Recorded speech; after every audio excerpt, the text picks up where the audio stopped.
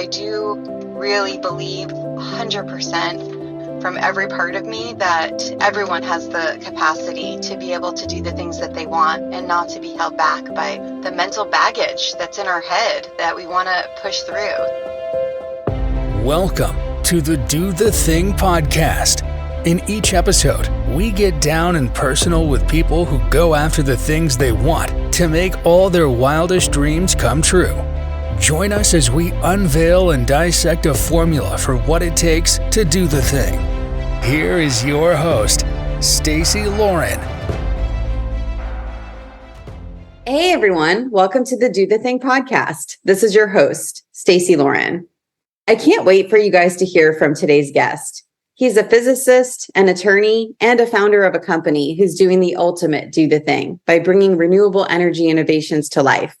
During this interview, we really dive into how having a significant purpose can really drive you to do really remarkable things. It was really incredible getting to hear from someone who is operating on such a high level with the work he is doing, and also is able to use the same skill sets any of us can use for doing the thing. We talk about how sometimes expanding your perspective when you're faced with difficult challenges can really help you overcome anything. For over 25 years, he's helped startup and mid-sized companies with technical development, management, and research. He started Pi Energy to enable solar power to the entire global market, and his impactful journey has only just begun. His story is inspirational and motivating. Welcome, Phil Layton, to the show. Hey, everyone. I am so excited. I have Phil Layton here today. Hey, Phil. Hi. Thank you for having me on the show. Yeah, I'm so glad you were able to make it. I'm super excited to be able to talk to you more about what you're doing and your story. Thank you. Yeah, I would love you to start off and just tell the listeners more about you. Well, thanks. I am a physicist and an attorney. My focus has always been on clean energy.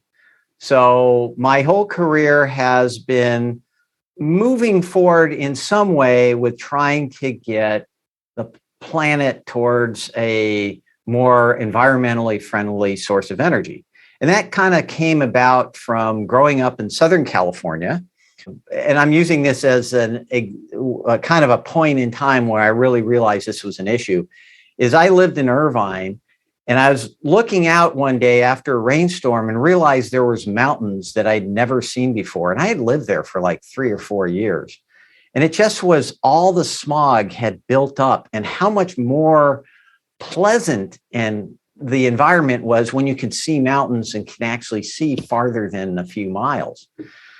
So the rest of my career, I started off working in what's called pulse power plasma physics, which is controlled fusion, which is the holy grail of renewable energy. It's just we've always been working on it for the past 50 years. We're almost there, but that's been the case for many years now. So it's a very tough problem, and I end up moving into actually satellite systems. And I worked on the Mars rover, the James Webb Telescope, Cassini, and some other satellites and other missions as a radiation effects physicist. But it was something that is really fun, but I still was missing my end purpose in life. And I think from a philosophical point of view, it's always, for me, better to have a purpose. That all your hard work has some goal that is good. During this time, I also was in the Navy Reserve. I went one time. There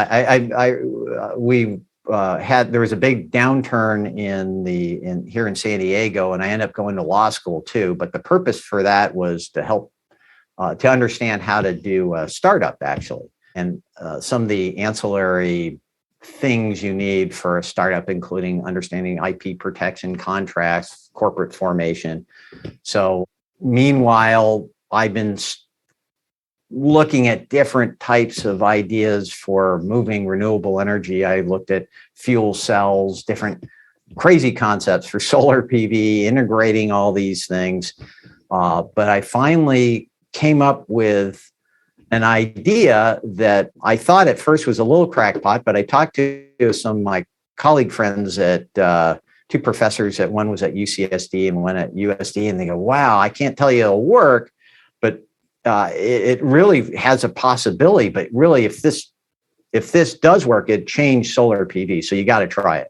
So I was able to get some funding and build a prototype, and it actually produced a little power, which was amazing because there was no semiconductors. Most solar PV uses semiconductors. This was something you can just stamp on mylar. So it had some very interesting properties. We were able to raise funds. I was able to start the company on this, which is Pi Energy. And away we went. We had funding. It was just a little challenge with that particular design. We never can make it small enough. So as with all startups, you have to kind of scratch your head and think, maybe we can't manufacture it. We're going to have to modify our design. And so that's the beginning of how we started the company and kind of how I got there. But over the course of the last 10 years, we've iterated our design to become more manufacturable and less of a technical risk. And we are now starting to produce large area samples that are producing power. And we have a method for manufacturing these at high scale. And the exciting part is it could really take solar new levels. You can start putting solar on places that you couldn't use before. So right now, solar is kind of sitting on roofs, solar farms, some carports, but that's really all that they're economically viable. But, if you want to expand renewable energy, you need to look at all these other unused surfaces.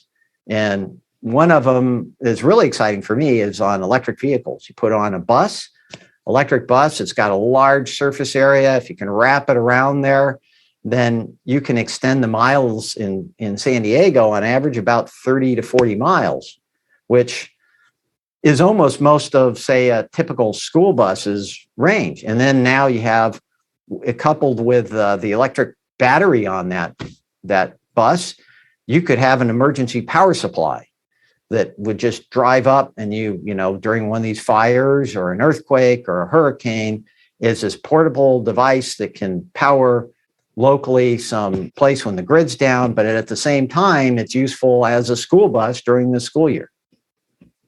So that's kind of, I put in more than probably you asked.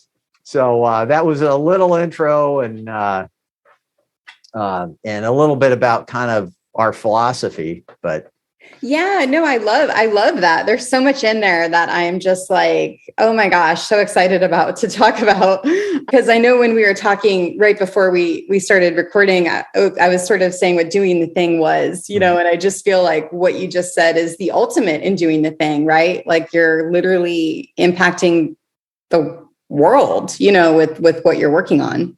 Thanks. There's always difficult times, as we've all gone through. And when you have that purpose, and I have kids too, you go, I need to leave this as a better place. It makes it easier. I think life is very difficult when you're working day to day and you go, if I wasn't here, would it matter? If you feel like, you really are doing something that would make people's lives better, then it just makes it easier when you have those difficult times. Yeah. And I'm just wondering, so how it's like, gosh, there's so much in there that's like so amazing, where number one, I mean, the physicist and the attorney kind of like combination, I think is fascinating. How did that come about? How did you decide to do both?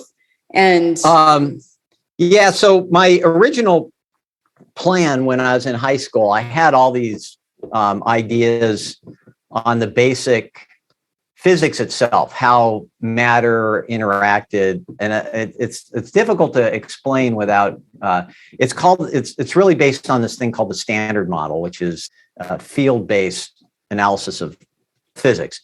Anyway, my original goal was to dive in that deep and had some ideas on that, but through going through the PhD program, I realized it's very difficult. You have to find funding. And I kind of stumbled into the pulse power plasma because that's my advisor I mean, there was an advisor that had some funding and could sponsor me. And so you really took whatever position was available. So I kind of realized I wasn't going to, that there was a deviation from that. And the other interesting thing is, so after grad school, I went in and I started working essentially for a Department of Defense, was my first post-grad school job. And with the end of the Cold War, and then kind of like it wasn't my intention to do that type of work. So it was kind of starting to go a deviation from my underlying, purpose. I go, what's my purpose in life? Why am I doing this? I'm working in this facility and it's isolated. And then all of a sudden the Cold War ended, which was great. And they laid everybody off in San Diego, so nobody had jobs. So on a lark beforehand, I kind of saw the writing on the wall. I just applied to law schools, just not really intending to go, but then kind of thinking it'd be kind of fun to start a company. So it was kind of in that you come out of school and you're trying to find your way.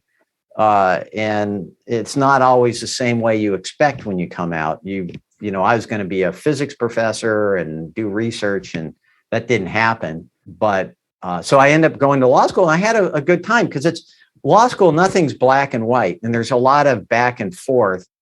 It was a much more diverse population too than physics tended to be very male, in fact, entirely male dominated, and it had a very different perspective. But law school was much more broad, it was more diverse, people had different ideas, and it was a lot easier than physics. So it was kind of fun. I enjoyed it.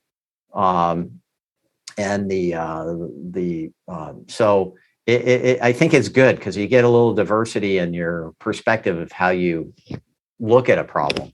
Yeah, I love that. It like completely rounded out your experience to give that 360-degree view of what you needed to kind of be where you're at now. Yeah. And then I had to also kind of at that time, a guy in the Navy asked me to join in the Navy Reserves from my technical background. And so I got a chance to see what it was like as a Navy officer too. So that was an interesting experience. I very much enjoyed it. I had the opportunity to serve. It also was a little terrifying when all of a sudden there was a war and I possibly could go. It was kind of like, wow, I didn't even think about that. I always thought that we've been in peacetime and for so long. And but it also kind of provided another perspective on life and also a way to learn how to manage people. So a lot of that was project management for engineering projects. Yeah. And can you walk us through a little bit more on that night or the day in Irvine when the rainstorm happened? How old were you? What was going on for you at that moment? I was somewhere in, I don't know the exact moment. It was probably sometime in winter, but I was about 16. And I was already by that time wanted to be a physicist. I had ideas for the basic mechanisms of matter, and so I'd always by that time focused on science. But it really was, I think I've done a lot of backpacking and hiking, and I really feel better being out in nature. And the more plants, the more I can experience of mountains, I feel better. And, you don't quite realize that. It takes a little circumspection to realize, where do I want to be? I want to be like, if you go on vacation, I really like being out in nature. And it took a while to realize that, but I was stumbling through all the challenges you have in high school, it's in band and stuff, but then just realizing, wow, I really feel better when I can see the mountains. I feel better when the air is clean, besides you're not coughing or have some allergic reaction. So it was enough of an impact on me that I always remember that. just looking out and going, oh my God, that's fantastic. It's kind of like you see this view just out there. And the LA basin, which includes Orange County, is rather large. And your perspective, if there's smog, is inward.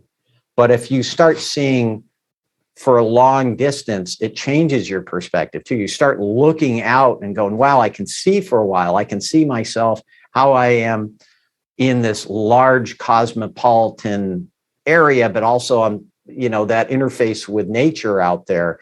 And that's what I really like. I want more trees. I want more of that. So that's kind of, I don't know, that moment in time.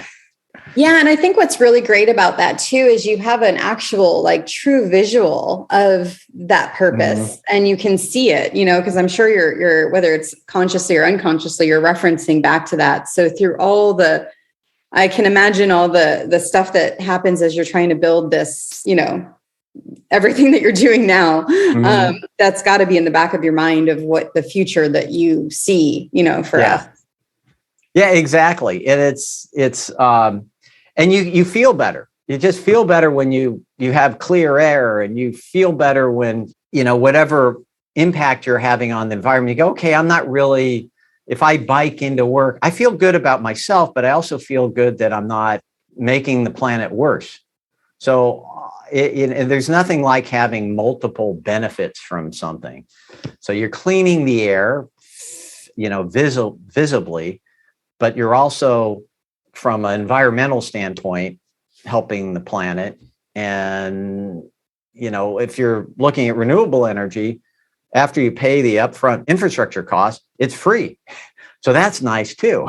So I'm so curious, because there's so many people that have an idea for something, and you have the most magnificent, thought. And you mentioned it to your friend and he was like, oh, that's actually not a bad idea.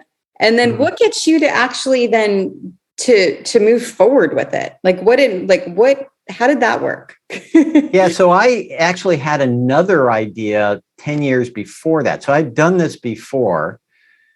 And in that case, it was collaboration. And that was this virtual keyboard where you use this was before they had smartphones, but there's a way to make your camera on your phone see where your fingers are. And then you could type and have a full-size keyboard, where back then you had, those numerical keypad. That was a simpler and less risky, because it was really just electronics and some software and some optics. But we actually formed it. I went out, talked to lots of companies, Logitech, Microsoft, Nintendo, and I learned a bit from that. And we actually built a prototype, and I used all the stuff I learned in law school about negotiation and IP and licensing. And I learned about one of the things is a lot of it's timing. So we got very close. We had the deals started to be struck, and then the .com bust, and everybody just panicked and stopped investing. So that gave me a little bit of an idea of how difficult the process is. So and back then I was still trying to do renewable energy. I was hoping that would help fund my renewable energy concepts. But during that time, I've been reading papers, trying stuff. They're all theoretical on it till you actually build something. So a lot of it was, I'd think about something, I go, wow, this is a great idea. Then you sleep on it and go, there's a problem. Then you read some papers and you find out somebody else already tried that. That happens a lot. You think you have a really clever idea, but somebody else has tried it, and you go, oh, that was their problem. Maybe I can improve it. And so it's kind of this iterative process. There's rarely have I found that there's just a single aha moment. And to get to, hey, I need to go out for funding, I wanted to have other people's opinion, people that were, technically knowledgeable before I commit to a family and my time and everything. That's why it was important to get some of my colleagues And usually with anything new, nobody can tell you it's going to work because nobody's tried it. And that's an important thing to note is a lot of times investors say, well, how do I know it's going to work? You don't, because nobody else has tried that method. And it may be slightly different from what somebody else is doing, but until somebody actually tries it, there's so many variables that you can't know without actually trying it and building something, that it's very difficult for somebody, even in a technical field, to really say whether it's going to work. So there is a bit of just saying, okay, it seems like it's going to work, but anyway, you have to really, there's a commitment there. And then raising funds is a whole nother process, because you have to convince other people that this will work, and you have a plan and it can be commercialized. So it was good to have that previous experience. And I had also worked at a startup when I was in the space industry. We had started from a very small group and it successfully got purchased. So I had some idea of what the challenges are from a startup perspective. Yeah. And I love how, it just shows that, for the listeners that maybe haven't done the thing or that are doing multiple things, it's really just being okay with something not working, because what you're learning from that thing is going to be what's going to help you do whatever the thing is that is your thing, So, right. And then a lot of it's iterative. Things don't work out the first time, and you just can't say, okay, that's it, packing up. Sometimes you go, oh, let me think about that a little bit. And you go, I think I know how we can fix that. We'll try this. And you see these large projects, there's always something that goes wrong. And in that moment, it looks like that's game over. And a lot of times, this is the same thing, I think, when you're doing, I know in grad school, we'd have these hard physics problems. Like, I have no idea. And you feel like in that moment, it's not solvable. You can't move forward. But a lot of times, just letting something sit, sleep on it. And I used to do this in grad school. I would read all the really hard problems, try them out on Friday night. And then I go to the beach, play volleyball. And by Sunday, it was like, it was very clear and I was able to solve those. But having that time and that distance and the ability to maybe exercise allows you to look at everything from different perspectives and to relax your brain and come back to a hard problem. A lot of times, by seeing it in a new way, you can look at it and solve what seemed to be insurmountable at that time. Yeah. And I think you just helped kind of add another piece of the formula that I haven't had specifically before, which is looking at things from different perspectives. And I think that concept of just even where you got where you did law and then the physicist, and the combination of the two really gave you this rounded out version of yourself to be able to kind of tackle the things you're tackling now. And then with what you're saying in terms of the, trying out the virtual keyboard and then being in the space industry, it's like all of these things gave you all this different variety of views, that are now helping impact what you're doing now. Yeah. And the other thing is I'm also a musician, but I'm not saying that to say, oh, wow, but it's also helpful because it's another way, your brain can get so focused on something that it sees only one path. And for me, what's helpful is stepping back, maybe playing some music when you have something difficult, because it's another way to kind of change your perspective by listening to music. It helps, motivate you, but it also is a perspective. So the more of those different thought methods for thinking about anything, I think helps. Yeah. I love that. I'm glad you brought that up, because that does kind of keep into that line of being able to distance yourself and then also almost like work different parts of your brain in order to separate yourself a little bit more from what it is. So then you can solve whatever it is that is still out there. Yeah. And there's so many times I think everybody has this, if something seems insurmountable, you're in a problem that's very difficult. And I think it's both, could be technical, it could be, personal interactions. having some perspective where you look at it from the outside, from the top down or a higher level, where you step back from something. And then you might see, oh, it's not as bad as I thought. And just having that, because your brain is sometimes can get so focused, that 4 o'clock in the morning, you go, oh my God, it's not solvable, or I have this horrible problem going on and it's so insurmountable. And then you wake up, you go for a run, you do something different, you go, oh, it's not as bad as I thought. Yeah, it's funny. I've had that 10,000 foot view in business before, but I never actually looked at it in personal. And I think it can be applied to so many things now that I'm thinking about it. But yeah, I love the word insurmountable, because as I'm thinking of the things that you're managing and how high level your brain actually operates on to be able to do the stuff that you're doing, I just think that's really great advice. Oh, thank you. Yeah, it's funny because, having kids, they're all struggling through they start from this knowing nothing, and then they go and they're trying to read and they go, oh my God, it's so hard. And they think they're going through all those same struggles that, we started off with when we're younger, but then you realize you have that perspective, you go, oh, you'll be able to read, I know I was able to accomplish this, or, they're having a difficult math problem and you'll eventually get it. It's okay. You don't have to solve it now, and if you get a bad grade, it's okay. You just have to make it through. But it's interesting seeing that as being a parent, where to them, they haven't had that chance to see everything, the struggle and the successes and stuff like that. So it's very difficult for them to see the possibility of success. And knowing that you have that possibility, and the more you have those, go, okay, I know it's tough now, but I know I've done this before and success is there. It's possible. And sometimes that's what it is. It's imagining the possibility of success.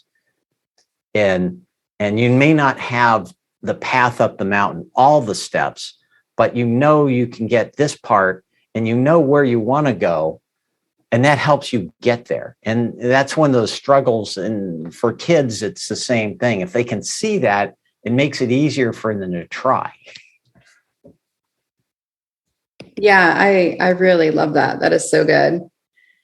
So through all of this, I'm really curious on how does your risk assessment work? Like for you internally, when you're doing something new and you're taking like something this big on. Yeah. So there's, from personal, it was, you really can't completely assess all your risks up front. But now as running a company, I'm responsible for the risk of all my shareholders and all my team, my employees. When we make a decision to move forward, they need to be convinced that we're on the right path. So most of our technical moving forward, if we feel like the path we're on is not the best path, but there's other paths, we explore them. You take a look at what other paper, you do some research, and then I present that to my technical group. And if I can't convince them, or if it's their idea, they can't convince the rest of the team, then it may not be the right path to move forward. But we keep looking at some of these. So I think it's an iterative step. So from a technical standpoint, the first thing is I need to be able the team needs to feel like that's the best path forward. And we've had that happen a couple times when we feel we've run into a challenge and we deviate, we modify the design, we look at something, go, okay, somebody has a really great idea, but you need to really look into it because there's always some gotcha. You go, oh, yeah, that'd be great, but we can't manufacture that. Or how are we going to move to the next step? And you don't have to have all the answers, but you need to be able to have a path. So I see from some stuff, you have to convince your team that it's the right path. So it's kind of a group collective. The other part from a business perspective is we have a board and they need to be able to understand that path forward. So from a risk assessment, you have a lot of team members that help you decide that, and they each have a different skill set. So if you can bring your team and say, yeah, I think that's a good path, then I feel like you have a lot less risky. Not that the risk is gone, but using all the resources. And sometimes it's looking outside of your group.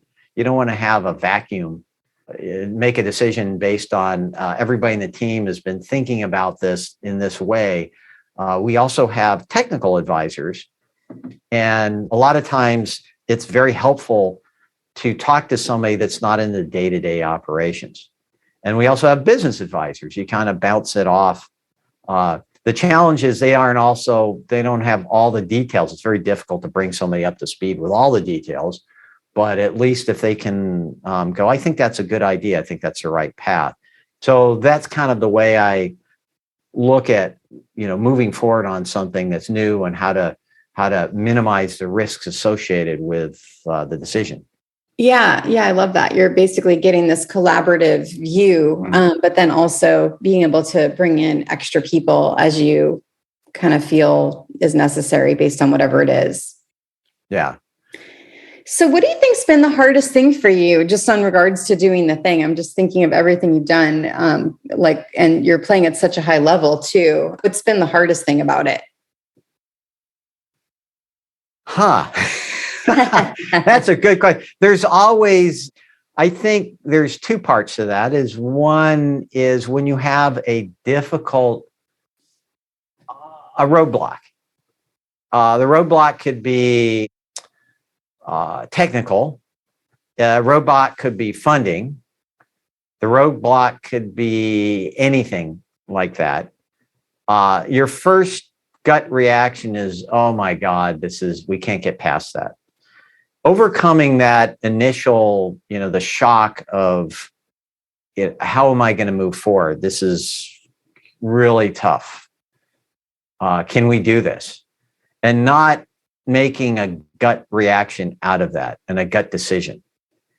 I think I've learned that a lot of times sitting on one of those hard problems, this happened, the early days when in physics grad school, they give you these really hard problems that would take pages to solve, but just starting off some of them, you go, I have no idea how to start this.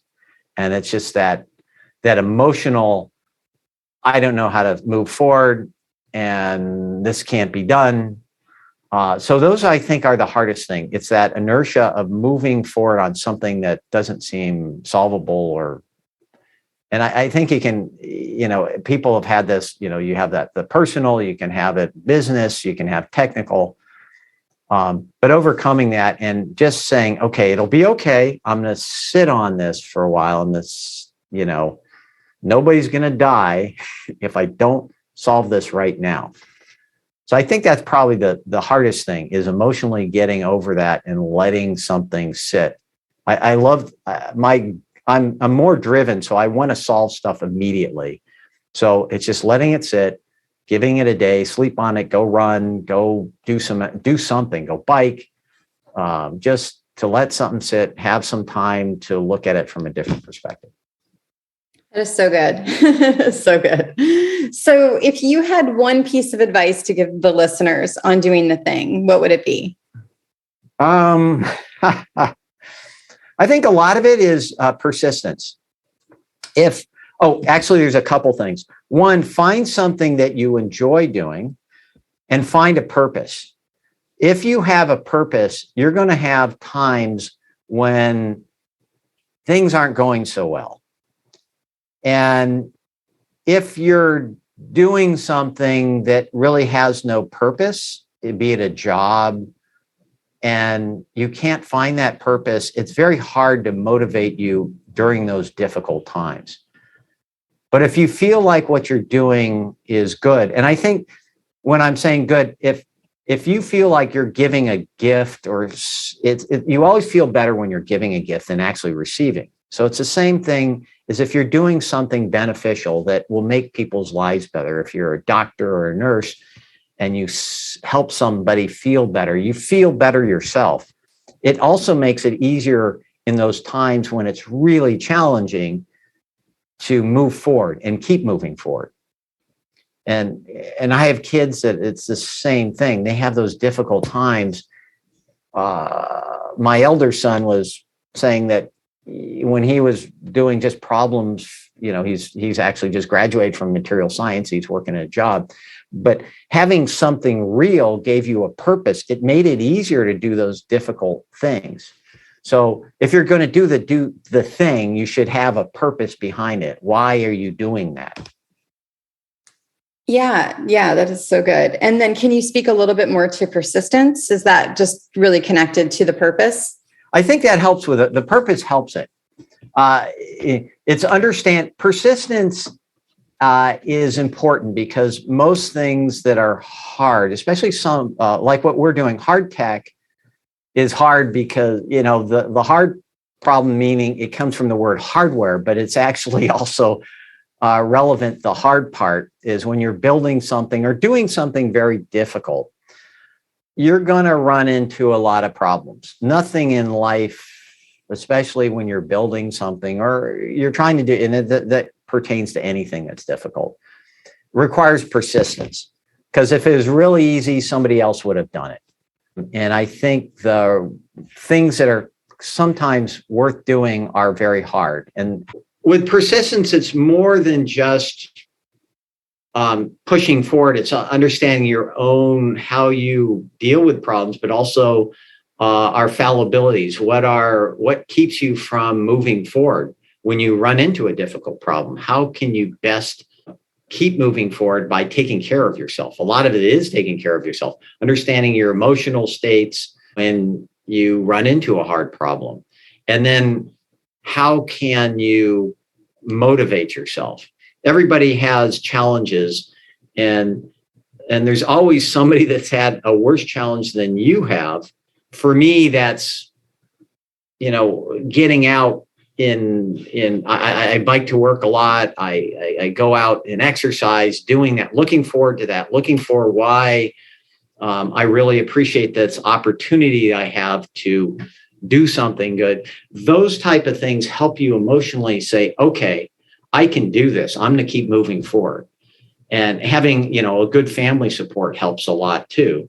But having all these things that help support you when you're having those roadblocks in front of you, that keep reminding that there is something good that's there. This is possible. You can do this, all that. It's building that support to keep that perseverance moving forward when things are more challenging. Yeah, that is so good. I'm picturing, like, would you do it on a I'm getting technical now, sorry, Mm-hmm. but just like on a sheet that says like, this is what I'm doing when I do this, or is it just something more of like a knowing, do you think? Yeah, I think it's more known. So when there's a technical difficulty, usually you go down and say, did anybody else run into this beforehand? And that takes the discipline of reading lots of papers. And sometimes we actually found one time where we're looking, we didn't find anything, and nobody has run into this problem. And we found that it was one word. Everybody was calling this problem a hillock. And then papers just flowed out of nowhere. And it was like, this is fantastic. But up to that point, it just felt like we just tried things, but we just had to keep persevering. But a lot of the stuff that I'm talking about, how do you keep your perseverance, is just a habit you build.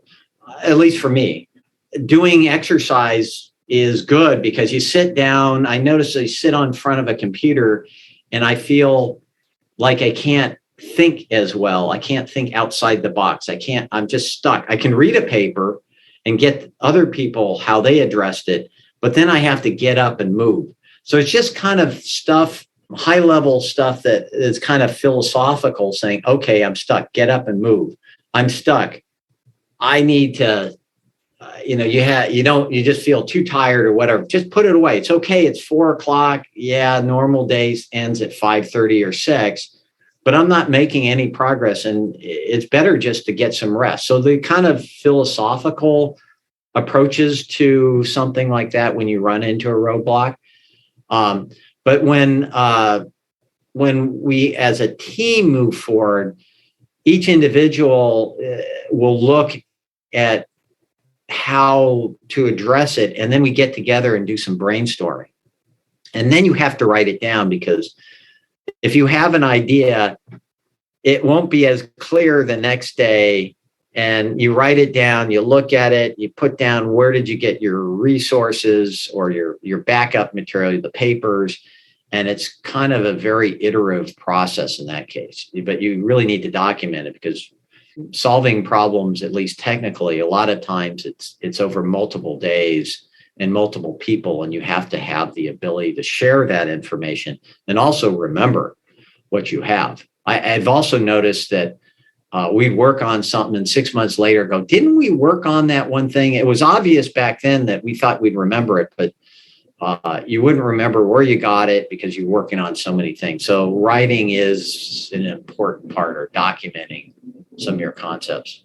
Yeah, I like that. So I know we talked about Pi Energy a little bit in the beginning. I just thought we could kind of go there again, and what if you're able to talk about like what your where you're at now with it, and what people can look forward to. Yeah, so we're still in development, but we have made a lot of exciting progress actually in the last couple of months. The goal is to have a solar PV that can go more places and use solar the way, not to compete with the current solar PV, but although we could eventually, but is to use solar where we're not and we should be, like on electric vehicles, buildings that can't put it on because they can't support the weight, or these fire code offsets, but just expand solar. So there's a market out there, and we've actually gotten a lot of interest from outside organizations and companies that have specifically told us, hey, if you could build that, we would love it on this application. I didn't even know about them. But right now, what we've been building is we have a manufacturing plant that actually is at a university that allows us to build our prototypes.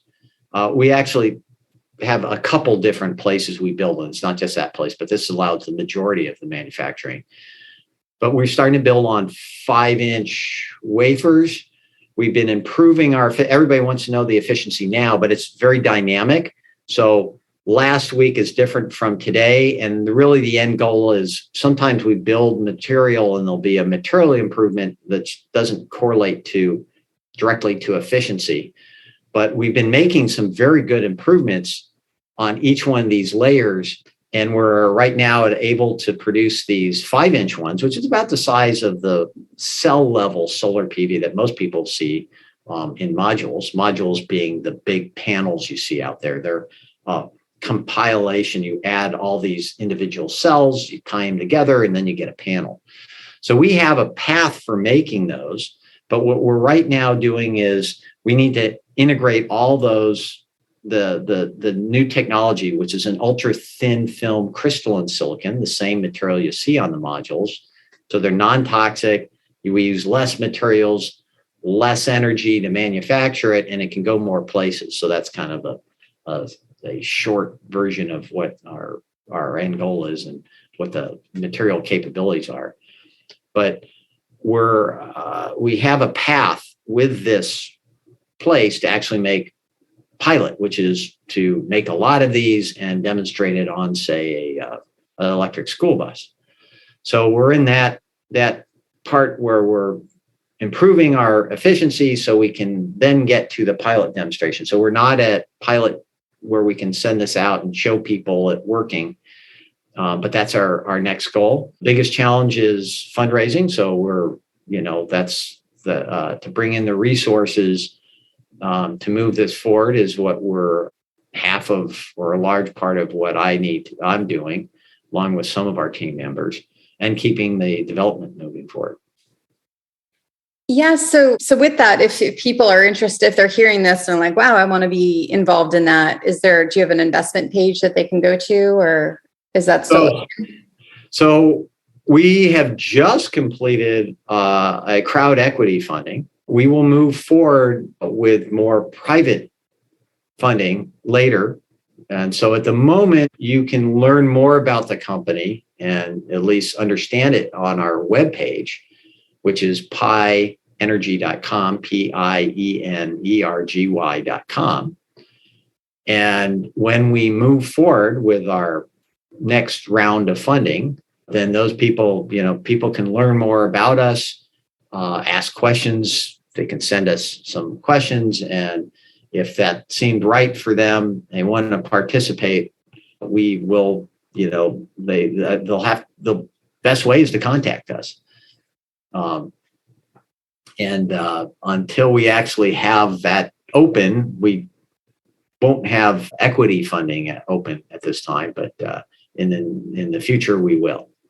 Yeah, I like the idea of them just being able to go to your website and then sign up on that interest list to, at least be involved in what's going on, whether they want to be an investor or a user, So we've had a lot of people saying, hey, I'd love to, the other part is there's some companies, we've had people that are doing RVs, mobile homes, emergency power supply for island nations have been contacting us actually internationally. We've gotten locations that have a lot of oil money and they want to go renewable because it provides more jobs in those locations, but it also, they understand the impact of what their oil, and they know the oil is going to run out. So we've had a lot of people that contact us that way through our website that have applications that I'd never known about. So it's actually very interesting to hear some of the ideas that people have by just looking at, hey, if you had this ability, if you can do a flexible, non-toxic, something that's cheap enough to wrap around a lot of surfaces, what could we do? Yeah, that is so cool. It's cool when it kind of takes over its own legs, where you. Yeah, it's not one person, it's a collective. Yeah. There's a lot of smart people out there, and it's really exciting to hear their ideas about where it can go. And those collaborations where people reach out to us have been one of the fun things about the crowd equity is I've had more people reach out to me than I had in the past. And there's a lot of great ideas and concepts. So it's actually been kind of fun to hear it. So cool. Well, it sounds like you're really, and I like that, you're really open-minded where you do take people's ideas in and you're flexible and open to that, which I really think is great. I think it's great. Well, it was so wonderful having you on, Phil. Thank you so much for taking the time and doing this with me. I'm excited it's funny, sometimes when I do these interviews, I get even more excited to listen to it back because you just shared so many good nuggets that I can't wait to get into even more. Oh, fantastic. It was a lot of fun. I enjoyed talking with you. Thanks for listening to the Do the Thing podcast. We hope you enjoyed the show, but even more, we hope you'll be inspired to do the thing. Do you have a burning question on doing the thing that you'd like answered? How about an inspiring do the thing story of your own that you'd like to share? We'd love to hear all about it. Just leave us a voice message at dothething.callcast.co or email us at hello@dothethingpodcast.com.